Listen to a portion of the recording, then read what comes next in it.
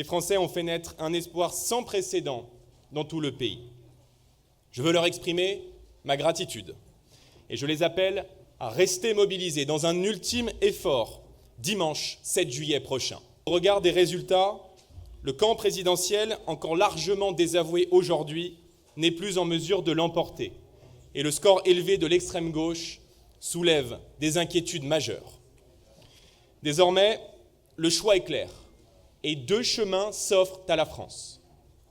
D'un côté, l'alliance du pire, celle du nouveau Front populaire rassemblé derrière Jean-Luc Mélenchon, qui conduirait le pays au désordre, à l'insurrection et à la ruine de notre économie. De l'autre, l'Union nationale, que j'ai l'honneur de conduire aux côtés de Marine Le Pen, d'Éric Ciotti et de nos alliés. Cette alliance inédite, motivée par l'intérêt national, est désormais l'unique rempart républicain et patriote qui peut faire gagner la France, protéger nos institutions, rétablir la sécurité, décréter la paix fiscale et défendre le travail.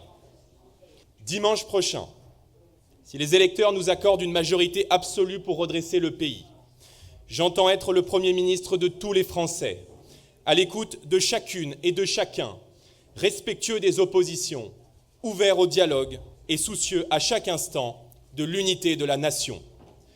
J'entends être le Premier ministre du quotidien, celui qui placera dans ses grandes priorités la défense du pouvoir d'achat, le rétablissement de l'ordre et de la sécurité partout sur le territoire et bien sûr la reprise en main de notre politique migratoire. J'entends être un Premier ministre de cohabitation, respectueux de la Constitution et de la fonction du président de la République, mais intransigeant sur la politique que nous mettrons en œuvre au service de la France et au service des Français.